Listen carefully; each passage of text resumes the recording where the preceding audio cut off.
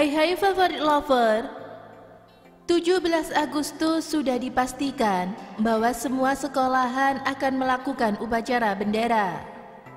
Bukan hanya sekolahan saja, saat peringatan hari-hari besar nasional, instansi pemerintahan juga melakukan upacara bendera untuk menghormati Sang Saka Merah Putih sebagai simbol pemersatu bangsa Indonesia.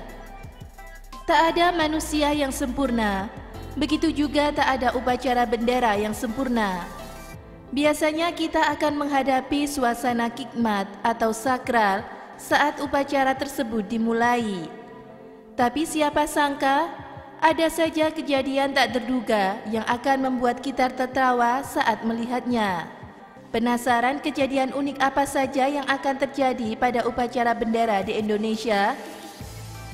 Berikut adalah 5 kejadian unik saat upacara bendera.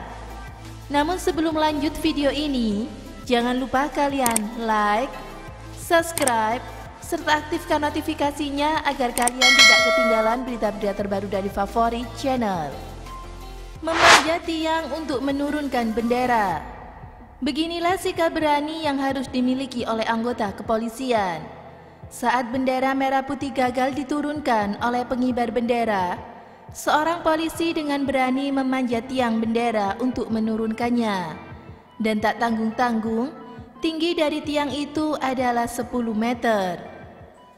Kejadian itu terjadi di kantor Polres Bitung, Sulawesi Utara, tahun 2012 silam. Bendera tersebut gagal diturunkan karena tali penggeratnya macet pada saat upacara penurunan bendera dilakukan. Aksi heroik polisi tersebut mendapat sambutan hangat dan tepuk tangan meriah dari teman-temannya. Salah membentangkan bendera yang menjadi momok utama bagi pengibar bendera, entah itu masih sekolah dasar maupun yang sudah dewasa, adalah salah membentangkan bendera.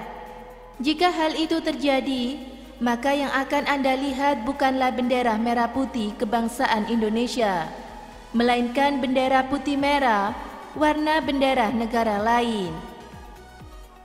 Pengibaran bendera adalah yang paling dinanti-nanti saat upacara. Tapi, Paskibra tingkat kecamatan di Ambarawa, Pringsewu, Lampung, pernah salah membentangkan bendera. Pengibar bendera sempat bingung dan beberapa saat kemudian dibalik dan upacara dilanjutkan hingga akhirnya yang berada di puncak tiang adalah bendera merah putih, bukan putih merah. Saat para kakek juga ikut upacara. Seperti biasanya, untuk memperingati kemerdekaan Indonesia, diadakan upacara bendera pada tanggal 17 Agustus.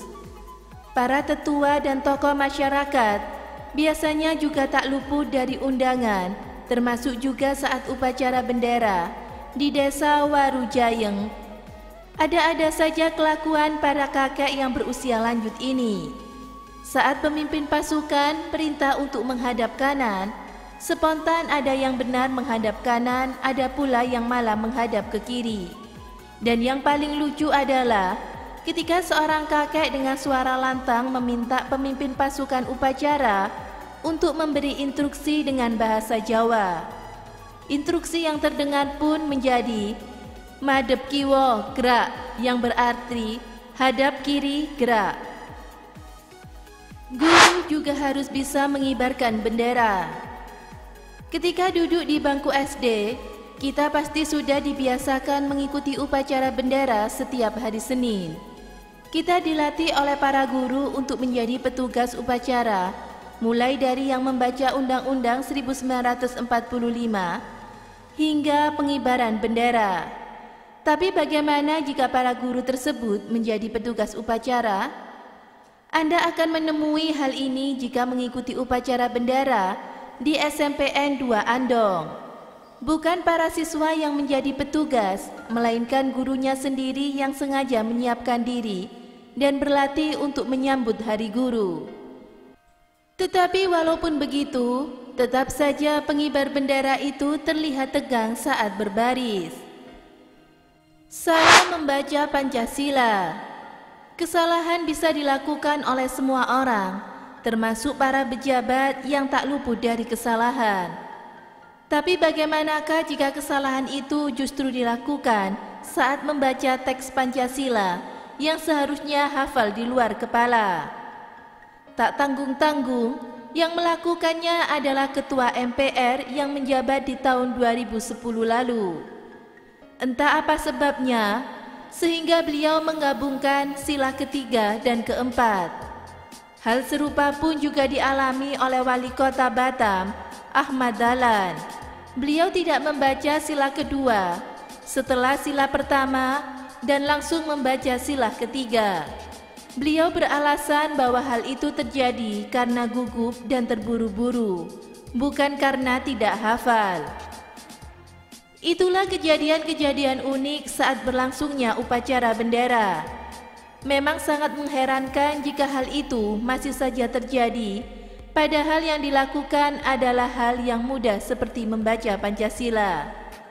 Tapi walau bagaimanapun, tak ada manusia yang sempurna.